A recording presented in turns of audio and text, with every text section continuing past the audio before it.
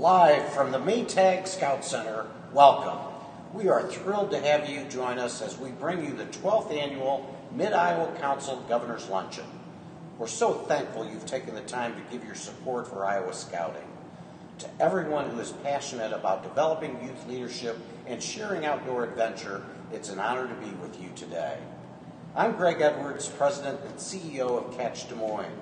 I'm really honored to be your event chair and representing Catch Des Moines as the presenting sponsor today. In my youth, I was a Cub Scout, then crossed over to earn my second class rank as a Boy Scout. I sure wish I'd stuck with it until Eagle Scout. Unfortunately, I didn't. As an adult, I was Scoutmaster for a troop at St. Vincent de Paul in Peoria, Illinois from 1998 to 2000. I served as Master of Ceremonies for the W.D. Boys Council's annual Scout Dinner in 1998 and 1999. I'm really passionate about the Governor's Luncheon because Scouting teaches so many lifelong lessons to youth. Duty to God, duty to country, to help other people at all times, to keep physically strong, mentally awake, and morally straight. So important. The Governor's Luncheon supports Central and Southern Iowa Scouting to ensure the character and values of this great organization continues in our community for many years to come. Joining me today is the leader responsible for providing scouting to young people in 27 Iowa counties, Mid-Iowa Council's CEO, Eagle Scout, Mr. Matt Hill. Thank you, Greg.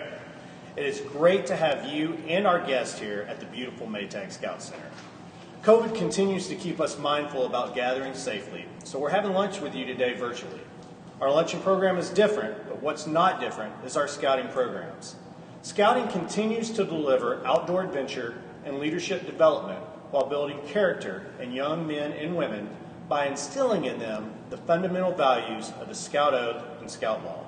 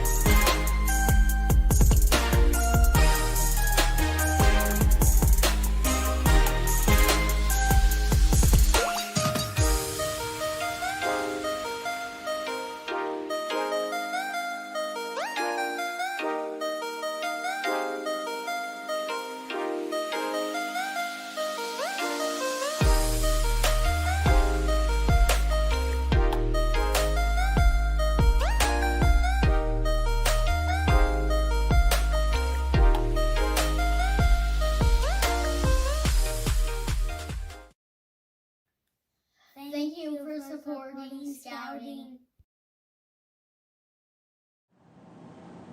With your help today, the programs we teach our youth and the adventures they participate in promise to develop leaders of tomorrow. At any time, please text GovLunch to 50155 or click the Donate Now button on your screen. Throughout today's program, the donation thermometer will show how close we are to raising our goal of $105,000. To start off, please help me give a warm welcome to Des Moines Scout Troop 50 as they begin our program the Scouting Way by leading the Pledge of Allegiance and invocation.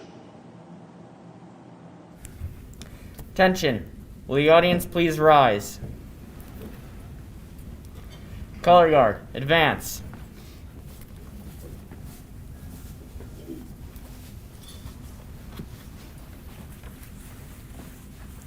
Color Guard, post the colors. If in uniform, Scout hand salute. If not, please put your hand over your heart. Please repeat the Pledge of Allegiance. Allegiance to the flag of the United States of America and to the republic for which it stands, one nation, under God, indivisible, with liberty and justice for all. Please join me in the Scout Oath. On my honor, I will do my best to do my duty to God and my country and to obey the Scout law, to help other people at all times, to keep myself physically strong, mentally awake, and morally straight. Please join me in the Scout law. A Scout is trustworthy, loyal, helpful, friendly, courteous, kind, obedient, cheerful, thrifty, brave, clean, and reverent. 2. Color Guard salute. Color Guard dismissed. You may be seated.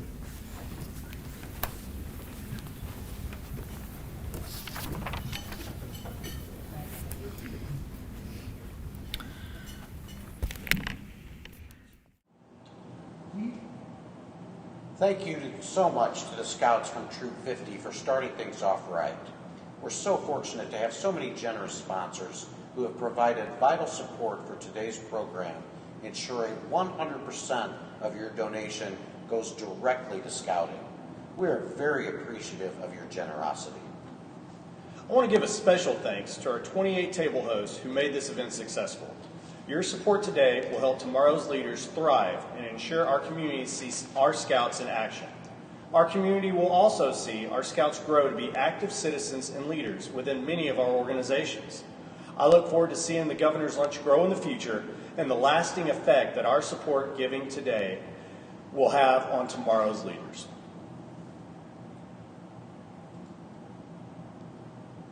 My name is Nicholas Watson, and I'm a proud Troop 50 Eagle Scout from right here in Des Moines. I'm a junior in high school and attend Roosevelt and Central Academy. I'm honored to be able to speak with you today. Scouting has been an important part of my life since I joined Cub Scouts in the 1st grade. It has helped me become a better person and taught me many life skills that I know will guide me now and in the future. I learned such things as financial management, protection of the environment, leadership, planning, and goal setting. Without this know-how, I doubt that I would have the determination to raise the money and dedicate the amount of time needed to complete my Eagle project. Scouts has also helped inspire me to be successful in school. Scouting has shown me the value and importance of community service. That is why for my Eagle project, I wanted to do something that would impact an entire community. I chose to build one of the largest community gardens in Des Moines, in a neighborhood where the nearest garden was over 2 miles away. With so many generous contributions totaling over $15,000 and over 1,000 volunteer hours, I successfully completed my Eagle project. Together, we built and leveled 75 raised beds, filled the beds with over 100 cubic yards of dirt and compost, constructed a garden compost area, poured cement and set up a 1,000-gallon water station, covered all pathways between the beds with cardboard and wood chip mulch, even installed a fence around the garden. This garden will allow people to help feed their families fresh fruits and vegetables that are often more expensive in the grocery store. In Scouts, we are taught to do our best, and I can humbly say I think my best is pretty darn good. My advice to any Scout listening is to fully participate in all Scout activities. Go to summer camp, attend as many campouts as you can, and work early and often on your merit badges, even the ones that are harder. I plan to take the skills I learned as a Scout onto college, and I look forward to demonstrating what an Eagle Scout can accomplish throughout my life. If I have motivated even one of you, please consider doubling your contribution today. This pandemic has made it much more difficult for everyone, including Scouts. But with your help, we can do so much more to help Scouting and our community. Thank you.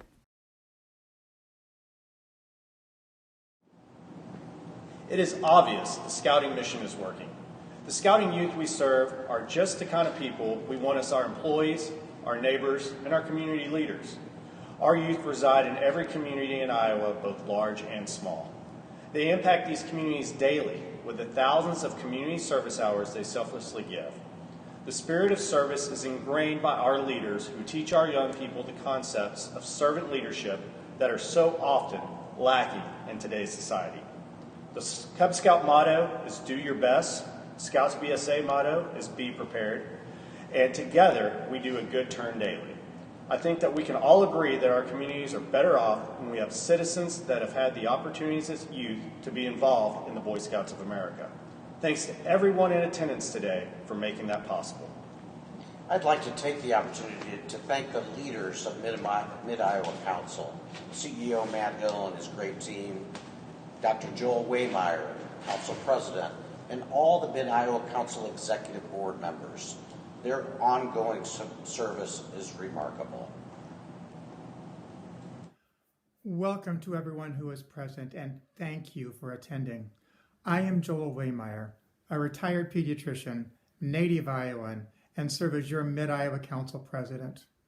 I am in my second year as President, and I am happy to have the privilege of working with such wonderful supporters, volunteers, and staff as I continue to be impressed with the work being done for the youth of Central Iowa.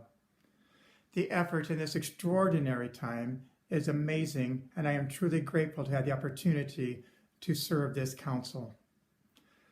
Let me first say I am passionate about scouting. I love scouting for a number of reasons, but mainly because I have seen the changes that occur in the young men and women who participate in the program. I have seen the personal growth that occurs in everyone who participates, especially those who stay with it for several years. I have seen this in the unit where my two sons were members, their fellow scouts, as well as in the 3 crews I have had the opportunity to lead to Philmont, the Boy Scout High Adventure Ranch in New Mexico. It happened to everyone who was involved, not just those who reached the rank of Eagle Scout. I see it in the leadership they continue to show in their adult lives, and I am proud to have a small part in that change. Much is different now than it was a year ago, as evidenced by the fact that we are now meeting in a virtual space. I have come to appreciate the nuances of the English language, and I want to make sure that everyone notes that this is a real meeting, just not occurring face-to-face. I also want to remind everyone that we are experiencing physical distancing, not social distancing, as we need to continue those social interactions with our friends and acquaintances, as it is now more important than ever. In spite of these times, scouting continues to happen, even if it is in a much different way than it did just a year ago. Unit meetings are occurring over virtual space. They are occurring masked and with physical distancing, and they are occurring outdoors as long as the weather permits. Summer camp happened last year and was a great success with some of the highest ratings we have received in many years. Even a derecho that caused major damage to our camping property did not interfere with the program. I expect summer camp to happen again this year thanks to the volunteers and the ongoing efforts that we have to make this a better camp than it was just a year ago. Scouting in Central Iowa continues to happen, and we are able to provide the program to all youth in the 27 counties we serve. This occurs through the generosity of donors to our program that allow us to continue to deliver a program that allows scouts to learn and live the Scout Oath and Scout Law while they are having fun, being outdoors, and learning citizenship and leadership in ways that other programs hope to emulate. Again, thank you for attending, and I hope to see you all in person soon. Thank you, Dr. Waymeyer. We'd like to recognize our state legislative branch guests. If you're a state legislator, an elected official, or serve in any government role, we are really honored to have you here. The ripple effect of our efforts to support the mission of scouting will be felt for decades to come. And Greg, I want to thank you for the time and leadership you've given to this year's luncheon. You've been instrumental in taking this event to new levels in these unprecedented times. To say thank you, we're pleased to present you with a campership that will send a deserving boy and girl to Matigua Scout Reservation this summer. Thank you. Thank you, Matt. Our goal today is that the Mid-Iowa Council Boy Scouts of America might effectively serve every girl and boy who want to be a scout. Whether you're giving to Scouting for the first time or you've been a friend of Scouting for years, we're asking you to pledge your financial support. Think about who we want to hire, who we want leading our boards, serving as our elected officials, our first responders. They are the future for all of us. We humbly ask you to give at a level significant for you with a recommended donation of $250. All donations are a good amount. Many of you gave last year. For that, we share our sincerest appreciation. On behalf of the 10,000 plus Scouts we serve, thank you. Now it's my pleasure to bring you the governor of our great state. Please give a warm welcome to Governor Kim Reynolds.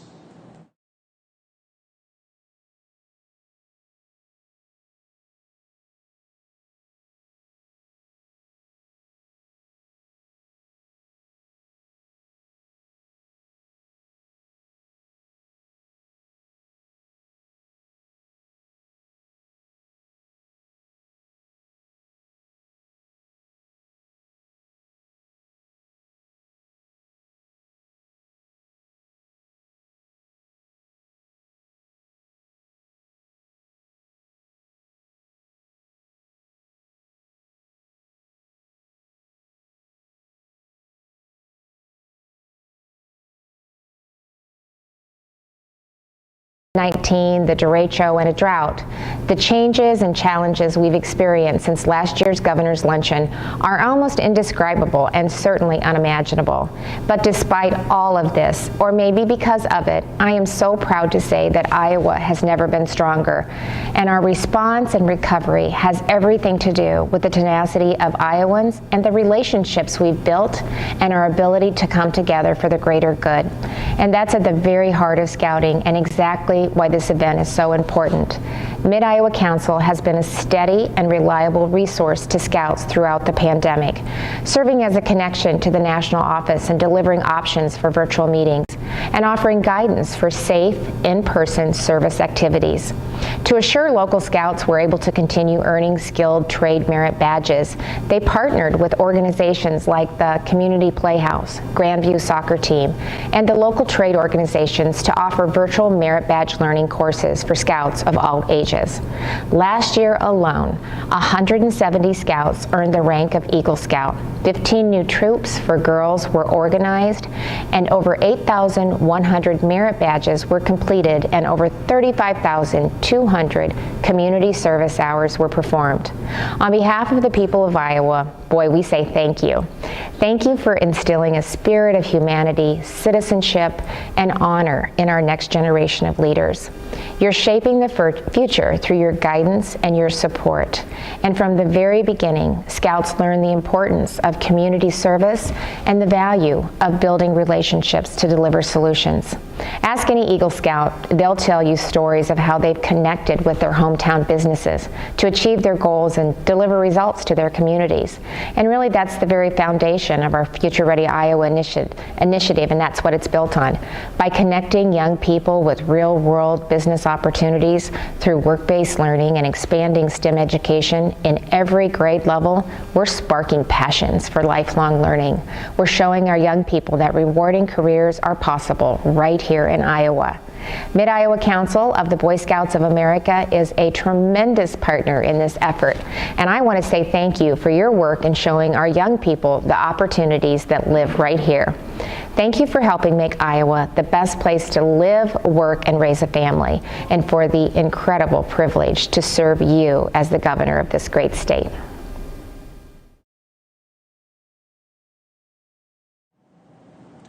Thank you, Governor Reynolds. On behalf of the Scouts of Mid-Iowa Council, we are pleased to present you with a campership that will send a deserving boy and girl to camp this summer in your honor.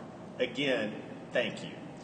Just another quick reminder to click the Donate Now button or text GovLunch, which is GovLunch, to 50155. You might also want to use a separate device to make your donation so you don't miss a moment of our program. And if you've maximized your screen, hit the Escape button to bring the donation tab back into view. The donation thermometer shows just how close we are to raising our goal of $105,000 today. We're at 88%, gang. Let's go. I'm honored to introduce our keynote speaker today, Katie Higgins Cook. Katie joined the U.S. Navy Blue Angels in September of 2014 as the first female pilot in the history of the famed demonstration squadron. She served as aviation safety officer, followed by officer in charge of the C-130, affectionately known as Fat Albert. While serving as a Blue Angel, Katie provided logistical support as well as flying aerial demonstrations that showcased the pride and professionalism of the United States Navy and Marine Corps. During her time with the team, she was featured in national media outlets, including Fox & Friends, CBS This Morning, The Today Show, and many more. Katie accumulated over 1,400 flight hours, including 400 in combat. She has flown missions in Afghanistan, Iran, Canada, England, France, Greece, Ireland, Italy, Kuwait, South Sudan, Spain, and Uganda. She assisted in the evacuation of the U.S. Embassy in South Sudan in January 2014. Her decorations include 2 Meritorious Service Medals, 5 Air Medals, Marine Corps Achievement Medal, and many personal and unit awards. In August 2019, Katie transitioned to the Marine Corps Reserves. Recently, Katie was named one of the 50 most influential alumni by the United States Naval Academy Alumni Association. Katie is married to another Blue Angels pilot, former U.S. Marine Corps Major Dusty Cook. They have 3 kids. Ladies and gentlemen, Katie Higgins Cook.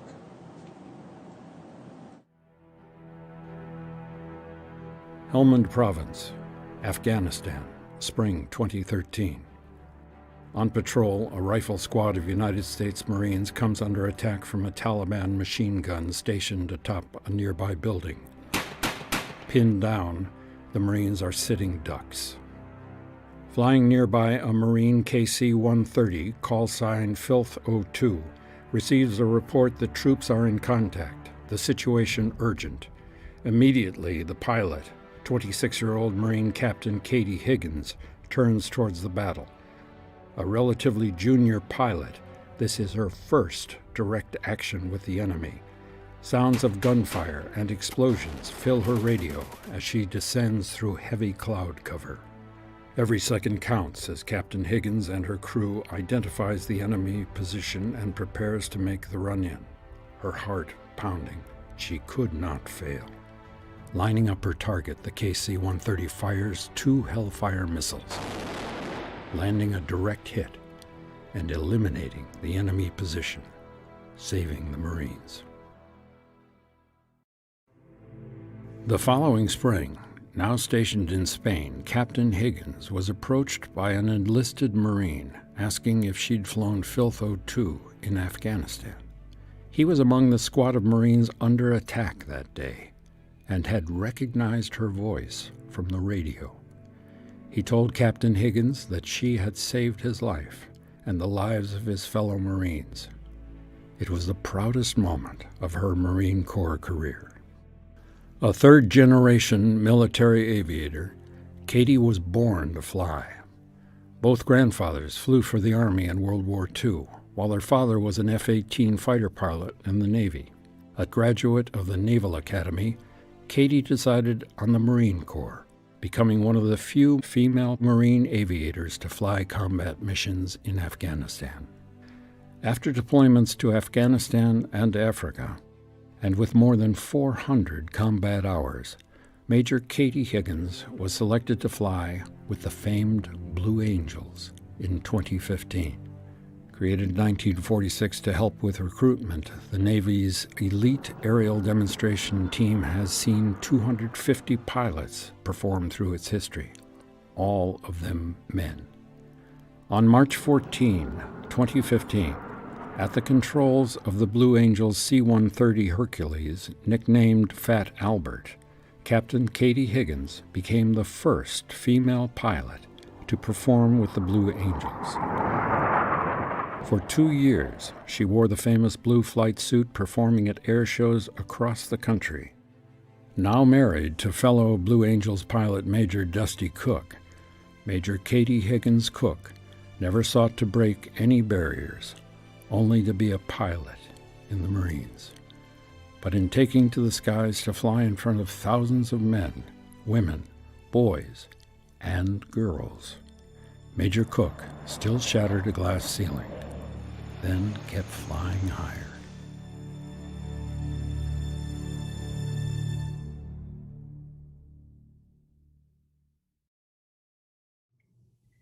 Hello, guests of the Mid-Iowa Council's 2021 Governor's Luncheon.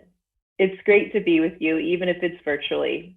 Please know that I would have much preferred to greet you all in person, but I'm so thankful for the opportunity to speak to you today. Before I dive right in, though, I do want to say that my unwavering support, my thoughts and my prayers are with those in the audience who might have family members or friends who are dealing with the COVID-19 crisis. To the first responders, doctors, nurses, and caregivers who put your lives on the line so that others might live, thank you for your sacrifice. 2020 was a year of unprecedented circumstances, and I think we can all agree that we are looking forward to a little more normalcy in this new year. A couple of disclaimers before we get started. Every story you hear today is my own. Every opinion you hear today is my own. I make no claims to represent the Marine Corps, the Navy, DOD, the Blue Angels, or even the Boy Scouts of America. Unfortunately, you just got me today. So finally, let's get down to it.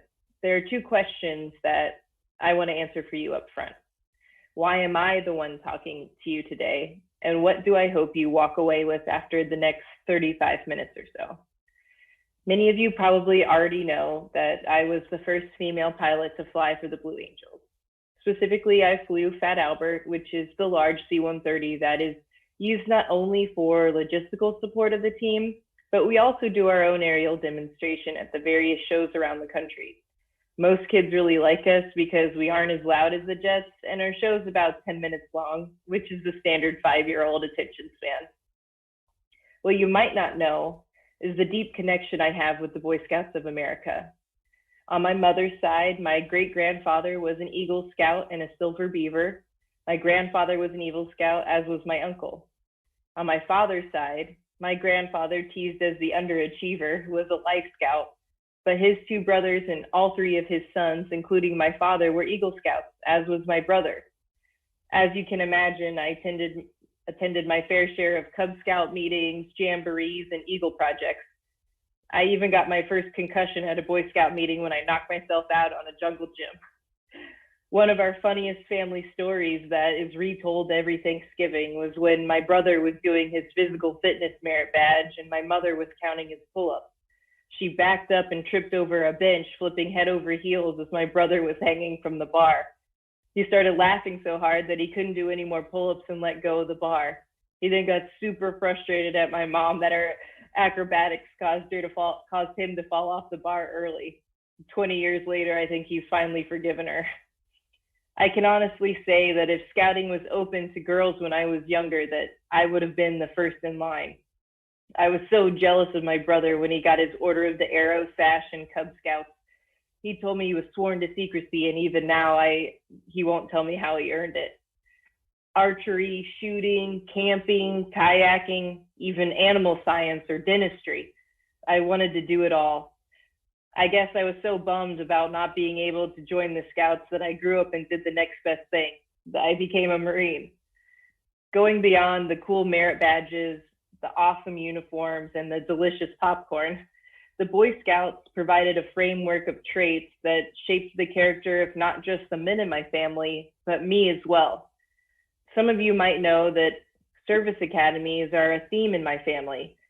My father and his two brothers, and me and my brother, all attended the Naval Academy or the Air Force Academy.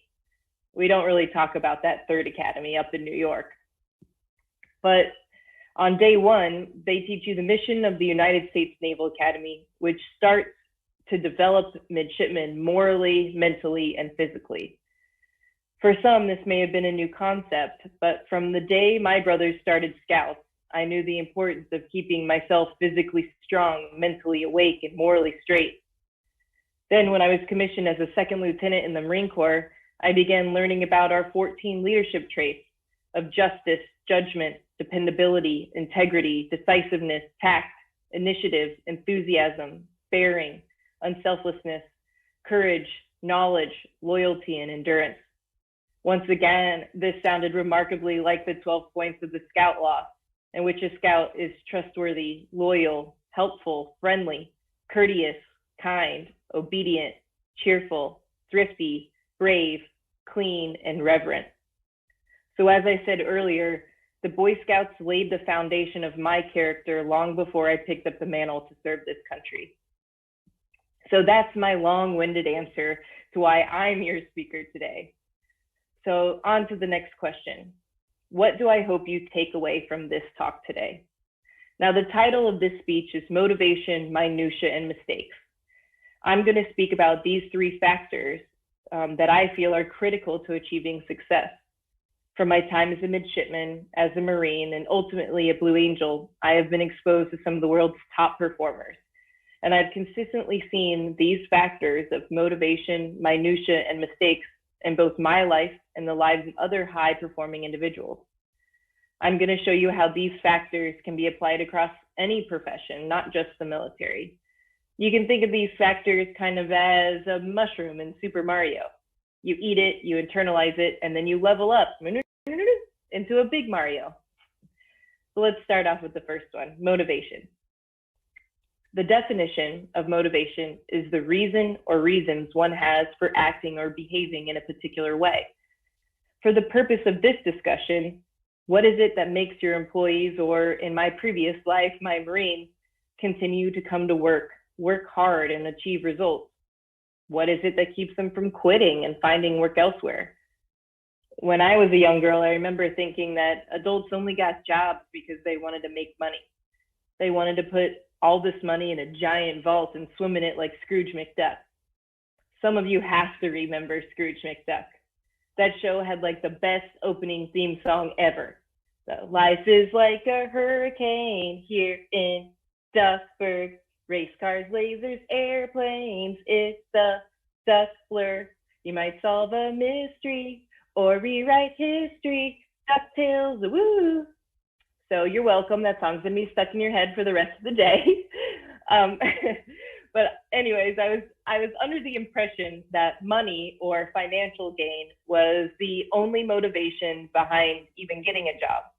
And don't get me wrong, in some situations this may be the case, but in the military, you rarely hear someone say they joined for the money. Now, in my life, I was really impacted from the guidance of my paternal grandfather. He was the one that I alluded to earlier, was the underachiever. Becoming a Life Scout was probably the only thing that he ever underachieved. You know, he served in World War II, Korea, Vietnam, and had a huge impact on my life. And his family were actually immigrants from Sweden. And so in his lifetime, his family literally went from coming to this country with nothing to being upper middle class because he served in the military for a 20-year career, retiring as a lieutenant colonel in the Air Force. And so my grandfather really instilled this idea in me and my cousins and his three sons of giving back to a country that had given so much to us. We literally had lived the American dream. And so I didn't know if I wanted to be a firefighter, a police officer. I didn't know if doctor, lawyer. I even considered the nunnery at one point, but I wanted to have children and they tend to frown upon that. So ultimately I ended up deciding that the military was the best path for me. Because again, I was instilled with this idea of service and giving back and, believing in something bigger than myself. So why am I telling you all of this? Because successful people are motivated by something greater than themselves. And now I want to be clear here. There's a stark difference between those that get a job or join the military to support their families and those that just want to make money. Having a cause or a motivation that is bigger than oneself, whether that's love of country, serving your faith, providing for your family, or you're even having extra income to give back to the community. All of these things help tie someone to the community around them. It breeds empathy, selflessness, kindness. And in the case of the military, it literally puts a face on those that we're fighting for, our brothers in arms, our community, and our country. The same can be said for businesses or organizations at large. If the technology you're working on will someday go on to help people with disabilities live a more fulfilling life, that is motivation someone can feed off of. It gives you personal satisfaction and a connection to the community. It gives you a reason to keep coming to work and to keep pushing forward. Organizations like the Boy Scouts are critical for the development of the next generation. Scouting helps youth develop academic skills, self-confidence, ethics, leadership skills, and what I feel most importantly, citizenship skills. It's these types of initiatives that these youth will grow up and be tied in with the community. It'll give them something to work for, and it helps breed those character building traits of altruism, humanitarianism, and benevolence. Ultimately, I've found that not only successful people, but happy people are those who have found a work or a cause that fulfills them both spiritually and emotionally. Minutia is the next in this alliteration. I mostly refer to it as attention to detail, but I wanted to keep with the M theme, so we're going to use the word minutia. So some of you have probably heard of this cool phenomenon in the ocean called a rogue wave. Rogue waves are usually large, unexpected, and suddenly appearing surface waves that can be extremely dangerous, even to those big ocean liners. Ocean waves are rare, unpredictable, and they may appear suddenly and without warning, and they can impact with tremendous force. While research into these waves is always ongoing, many scientists agree that rogue waves are a result of smaller surface waves meeting together in phase to create this giant force. So why am I giving you an oceanography lesson? Because even in your professional life, small ripples build into big waves. And I'll give you some examples. In the Blue Angels and in the armed services in general, the little stuff is what stands between mission accomplishment and unfortunately possibly losing your life. Our jets fly 18 inches apart, and I flew my C-130 with a 139-foot wingspan at 40 feet above the ground. So as you can imagine, there's very little room for error. But on top of that, this attention to detail is what sets an outstanding Marine apart from a mediocre Marine. To me, if someone comes in with shine boots, a haircut, nice uniform, their paperwork is formatted correctly all the time, their emails are professional with no spelling errors, they are on time and focused, to me, that person's tied together. They're so good at their job that they can handle and excel at all this other stuff that maybe some think is silly, but to others may look polished or professional. Now, I'm not saying that every guy or girl for that matter should have to wear a high and tight like the Marines. But what I am saying is that those that get their work in on time, show up to meetings, format things correctly, they project responsibility, reliability, focus, and dedication. As a leader, when I see a Marine like this, I want to promote them, continue to give them more responsibility, because they're showing that they've got this current thing unlocked, that they're ready for a challenge. And so I'll tell you a story about my career progression. And so as you can imagine, I did 4 years at the Naval Academy, and then I did a year at grad school. I did 6 months at the basic school. Then I went to flight school for 2 years. So as you can imagine, it took me almost 8 years to get to this mythical fleet from when I started at the Naval Academy. And so by the time I got to my first operational squadron, I was chomping at the bit to actually contribute to the war effort.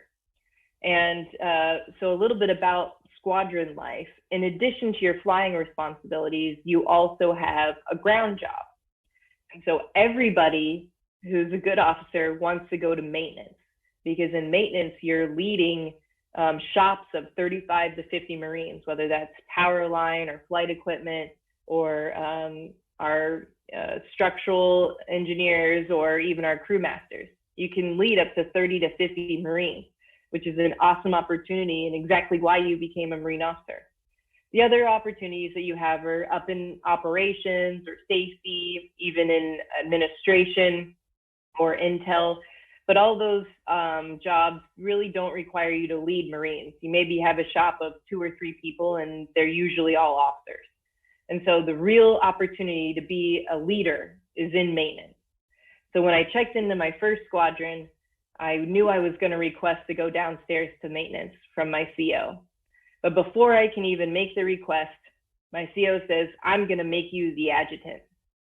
Now, for those of you that don't speak military, adjutant is basically a secretary. Now, don't get me wrong. Secretaries are vitally important. And in my job, our executive assistants literally keep our VPs on the track. So I cannot underestimate their importance. However, that's not why I joined the Marine Corps. And the other part that was kind of salt in the wound is I knew from comments that were being made that the CO made me the adjutant because they wanted a bright, friendly female face when people came into the squadron. And so having my gender be the main thing that got me this position was frustrating, to say the least. And so I would say that I threw myself a pity party for maybe about 2 minutes. And then I decided to follow my advice from my mom of bloom where you're planted, right? And so I pulled out the Marine Corps Correspondence Manual and learned how to write the Marine Corps way. I dug into our standard operating procedures so I could know how the squadron functioned.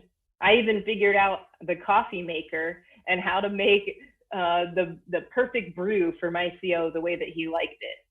And so fast forward 6 months, my time as the adjutant was ending and I was going to get a new ground job. And I thought, you know, I'm going to get to go to maintenance now because I knocked this opportunity out of the park. I worked my hardest to be able to prove myself. And, you know, we have these things in the Marine Corps called family readiness officers. They recently changed their title to deployment readiness coordinators. I guess they just wanted to add more acronyms to the Marine Corps. But these are actually civilians that are hired to work in the squadron, and their main responsibility is to work with the families. And so in some cases where the families cannot get a hold of their forward deployed Marine, these civilians act as a liaison between the two. However, their main job and their main focus are family events. So you can think Christmas parties, ice cream socials, Easter egg hunts, you name it, they plan it for the families. And so our family readiness officer at the time thought it was a good idea to start writing checks from squadron funds to herself, which, as you can imagine, is illegal, and she was fired. And for any of you who have ever worked with the military, especially hiring civilians into the military, the red tape and the timeline is extremely long. And so to hire a civilian replacement was going to leave a gap in this job for quite a long time. And so my CO needed someone to fill it. And so I think you can see where this is going. My time as the adjutant was wrapping up, and the CO needed someone to fill in as the fro. And in his words, because most of the spouses are women, it'll be easier for a woman to interact with them. So I got tapped to be the fro. Now I can tell you I probably threw a pity party for like 5 minutes this time because I was, as you can imagine, pissed. I wanted to lead Marines. I didn't want to be planning parties. I had worked my butt off as the adjutant, and I thought I had earned my spot to be able to lead Marines. And again, I could have just sat on my laurel. I could have pouted. I could have said, you know, this is beneath me. This isn't why I joined the Marine Corps. But instead, I again followed my mom's advice and bloomed where I was planted. And I'll be damned if that ice cream social didn't have every flavor of ice cream that those kids could have possibly wanted. That bounce house was in place 2 hours ahead of time. I made sure that every party was executed flawlessly and that the families had a great time. And so, fast forward another 6 months, I was not scheduled to go on any deployments, which was pretty disappointing to me because, you know, we had been at war now for over a decade. And I wanted to use the skills that I had been training so long to use, and I wanted to support those Marines on the ground as an aviator. And so our deployment, our detachment that was about to push out to Afghanistan, one of the pilots popped with a heart murmur and couldn't deploy. And so before you go on deployment, we have these things called pre-deployment workups. And generally, the timeline is about 6 months long. And so what you do in this 6-month time frame is when you're in country or when you're in a combat zone, you perform all of these different types of missions in the airplane. Well, the first time that you do it, you don't want to do it when someone's shooting at you, right? And so you practice them in a safe environment back in the United States. And so in addition to that, you also do some classes online, you get briefs about the rules of engagement or the culture of the country that you're going into. And so this whole process takes about 6 months to do. Well, we had 6 weeks to find a replacement. And my CO said, who are we going to find that has this attention to detail, that's dedicated, driven, that's going to have the opportunities to take advantage of any free moment and excel.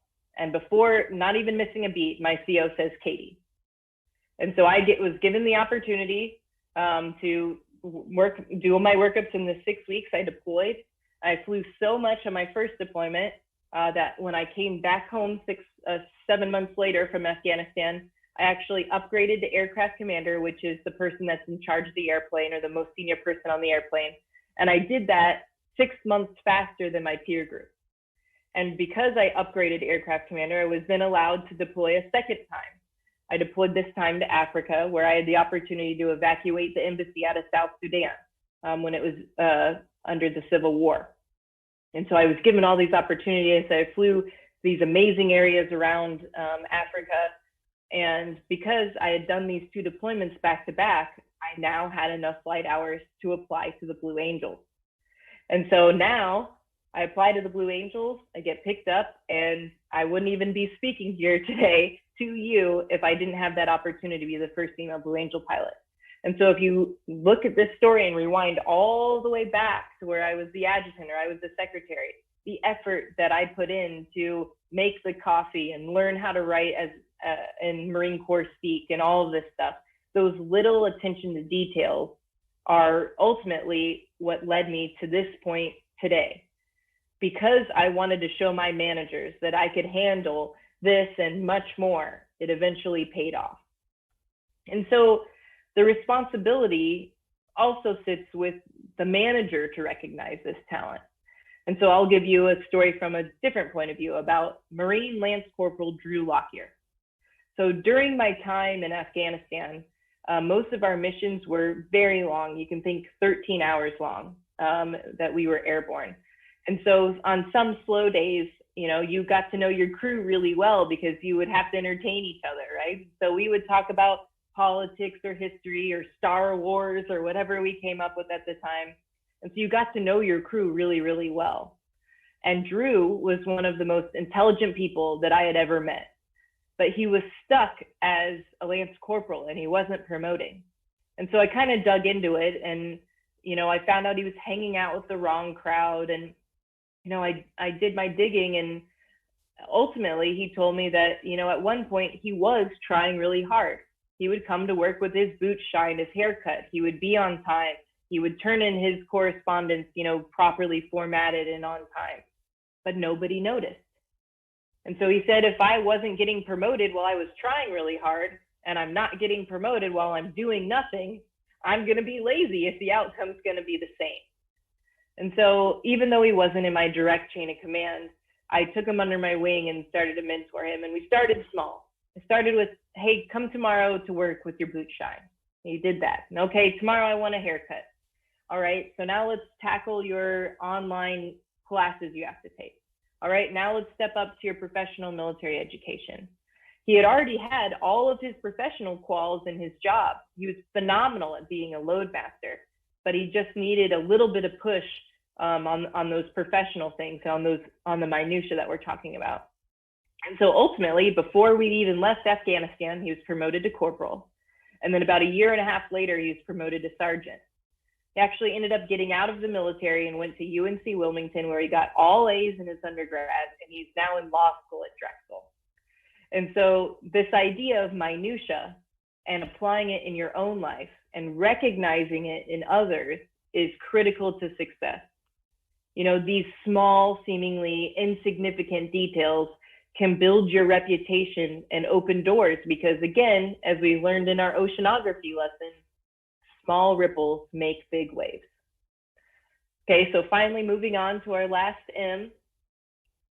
So all of you have heard the quote by George Santayana that those who do not learn from history are doomed to repeat it. So let's dig into that a little bit from a personal point of view. One thing that I feel speaks the loudest about someone's character is how they handle failure. Even in the Blue Angels, no one is perfect. But that doesn't mean we didn't continue to strive for it every day. After every flight, we have a 2-hour debrief to discuss what we did wrong. And that's the key here, what we did wrong. Self-reporting failures or mistakes requires detailed introspection. Everyone wants to believe that they're awesome. However, you'll never actually be awesome until you begin to acknowledge the things that maybe you could do better. I always tell people the same phrase when they ask if I have any recommendations to young people who want to become Blue Angels. And that is, calm seas don't make a skilled sailor. And what I mean by that is it's not the easy times in your life that impact you as a person. It's the tough times, the rough seas that shape you and your character. If you can walk away from every situation, whether that's positive or negative, and learn something, then you're just one step closer to becoming the person and the leader that you want to be. And it doesn't just stop with your mistakes. My mother, when I was growing up, especially as a teenager, would lecture me on, I made these mistakes when I was your age, don't do the same as me. And obviously I was a teenage girl, so I made the mistakes anyways because my mom knew nothing back then. But as I get older and a mom myself, I see the point. If your peers make mistakes, and even if they have successes, take learning points away from their experiences. Sit down with them, ask them what they did well, what they did poorly, so that you can take those tools and put them in your toolbox. The same goes for managers and bosses. All of us have had those bosses that were just terrors, or maybe they were lazy, or maybe they did all their leadership via email instead of picking up the phone or walking down the hallway for a face-to-face. Or maybe on the flip side, you had a leader that you really respected. Take those positive and negative things and use them to shape your own leadership style. So all of you have probably noticed in the last 10 years or so, pretty much every movie from our childhood or even our parents' younger days is being remade. Star is Born, Little Women, The Lion King, Aladdin. I even heard they're remaking Scarface. These remakes usually go one of two ways. They either blow the original out of the water like A Star is Born, or they're miserable to watch and leave you nostalgic for the original. It's like they forget about the things that made the original great and include all the missteps of the original with little improvement. With this in mind, a more memorable and perhaps less ominous way to remember the sentiments of George Santayana's quote that those who cannot learn from history are doomed to repeat it, I prefer to remember the phrase, learning from your mistakes prevents bad remakes. So I was watching this video online of Sarah Blakely, the founder of Spanx. I assume most people in the audience know what Spanx is. After 3 kids, I should probably invest in stock in Spanx, but I was watching this video and Sarah Blakely was discussing her childhood. And every night at dinner, her father would ask her what she failed at that day. And she would say, well, I didn't make the soccer team, or I got picked last for dodgeball. And the parents, particularly her father, would celebrate the fact that she failed because at least she put herself out there and tried. So tied with this idea of learning from your mistakes is the idea of not being paralyzed by fear of failing or making a mistake, so much so that you don't even try. So next time they ask for volunteers to lead a project and you're scared, do it. Take those opportunities because you'll never succeed unless you try. And even if you fail, well, you learn something from it and you can use it for next time. And this is very similar to my story with the Blue Angels. kind of as I alluded to earlier, the average seniority of someone applying for the Blue Angels was either a very senior captain or a junior major. When I was applying, I had just pinned on captain about 2 years earlier, so I was about 4 to 6 years junior to everyone else who had ever applied to the position I was going for. And so, you know, in my mind, I was like, oh, I could just wait. I could do more time at a normal squadron. I could do a shore tour and then apply for the Blue Angels later. You know, I am really junior. But really, it was my friend who was on the Blue Angels that encouraged me to apply. And, you know, his encouragement was really, you know, hey, if you don't make it this time, then at least you learn about the team, you learn about the process, and when you apply in the future, you can use those tools that you learned along the way. And if you make it, then great, you achieved the goal that you wanted to do. And so there really was no downside. So I ended up applying, and of course, history was in my favor, and I made the team, but I was almost so paralyzed with fear that I didn't apply. But luckily I had a push from my friend who was on the Blue Angels, and I'll give him some credit. I actually ended up marrying him several years later. So he continues to still be my champion today. But for the people managers in the room, you know, it's really up to you to breed a work environment of trust with your team where open discussion can occur, where people aren't hiding their failures or scared to talk about their shortcomings. Because if you can debrief, if you can talk about, hey, you know, I messed this thing up at work, or I screwed up this interaction with someone, then the team as a whole gets stronger because we're all learning from the mistakes together.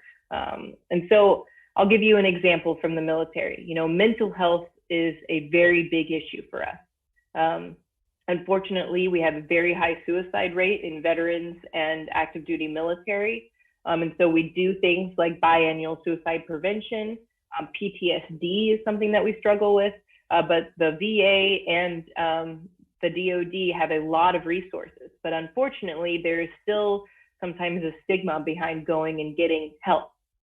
And for me personally, I had pretty severe postpartum depression after the birth of my second child. I sought help, started taking meds to get me through the really bad times. And, you know, I came out the other side happier than I've ever been, and my relationship with my son is great. But as a company commander, someone in charge, the most senior person in charge of 130 Marines, the idea of sharing this vulnerability or letting that secret out of the bag was scary. You know, I was already the weaker sex. What would my Marines think of me? But, you know, I decided to take a chance, and at our biannual suicide prevention training, I shared my story with all of my Marines. And not 2 days later, I had 4 separate people in my office thanking me for sharing my story and telling me they were going to seek help themselves. And so I bred this environment of trust, of comfort, that these people knew I wasn't going to judge them, and they trusted me not to use their perceived weakness against them. And so that is critical. Making an environment where people feel that they can express their true authentic self, and they can express these maybe struggles that they're going through, or even these failures that they've had. And so I will conclude by saying that, you know, these 3 themes, motivation, minutia, and mistakes, are not solely reserved for your professional successes.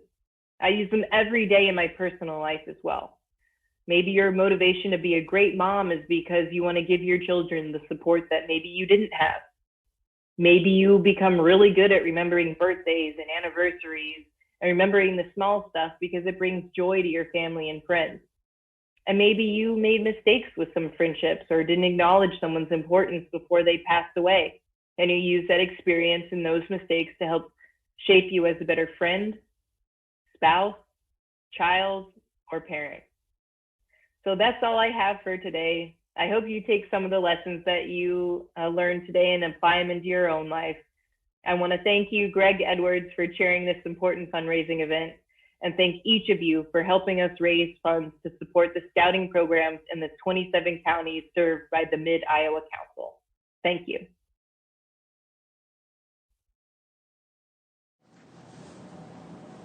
Thank you, Katie. You are truly an inspiration. I know you're watching from home. So thank you very much for that message. Please know how much it means to all of us that you've represented our country. Ladies and gentlemen, today's youth receive opportunities to become strong leaders for the future because of your support. We encourage you to spread the word about scouting and consider volunteering yourself. You never know what impact you can make on a child. Examples of how your donations impact lives include making sure all scouts, even if they can't afford it, are properly uniformed, can join their friends at summer camp, sponsoring scouts in hard-to-reach areas, ensuring regardless of financial situation, scouting is available for all kids so they are promised a solid foundation for life, anchored in the values of the Scout Oath and Scout Law. Also helping us recover, repair, and replant our beautiful Antigua Scout Reservation. As many of you know, COVID was not kind to us in 2020. But then on August 10th, 2020, Mother Nature also brought us a rare derecho. The impact of this rare storm was devastating for those of us with a soft spot in our hearts for Antigua Scout Reservation. It's a date that we'll never forget.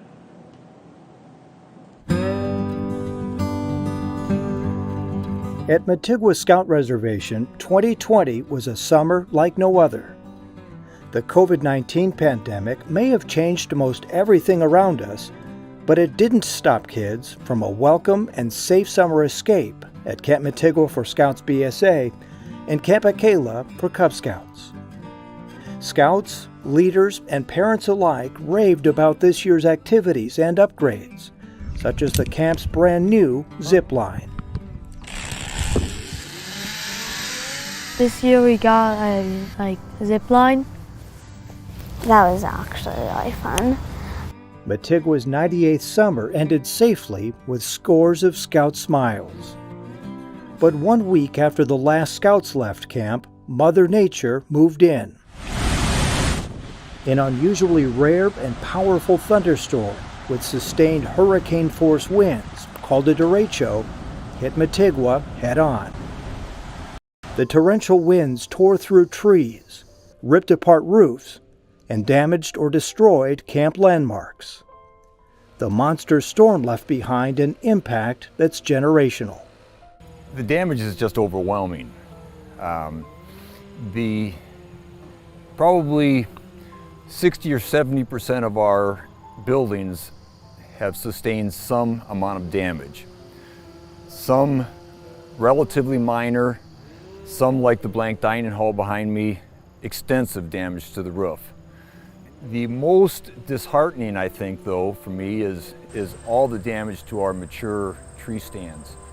Supercharged winds leveled acre after acre of trees.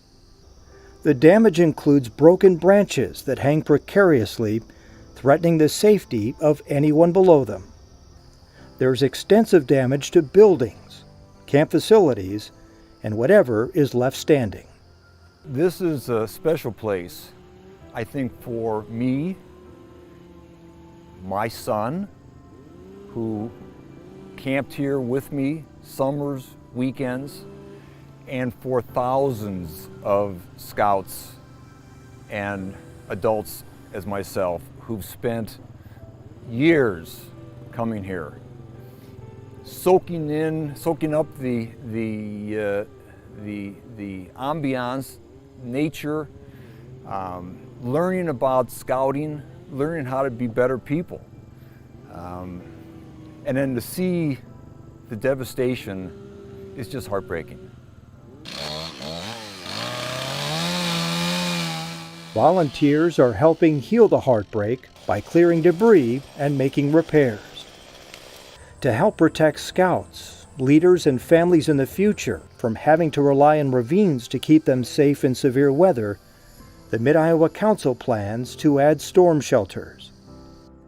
There's a saying that time takes all but memories.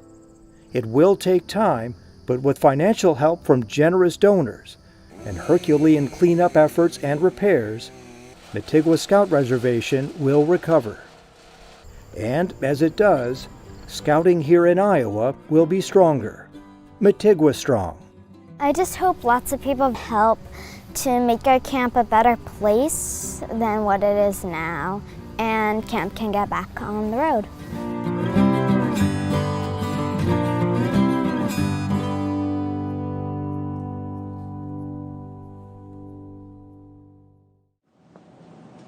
Your generous donations today will also ensure Camp Metigla is rebuilt bigger and better than it ever was.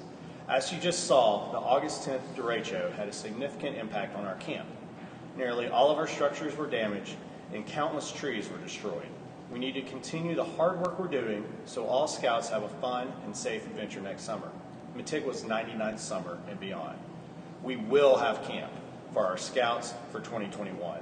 And I'm also excited to share that as of this week, we have 7 new storm shelters that are built and on site and will withstand 200-mile-per-hour winds to ensure all of our scouts are safe.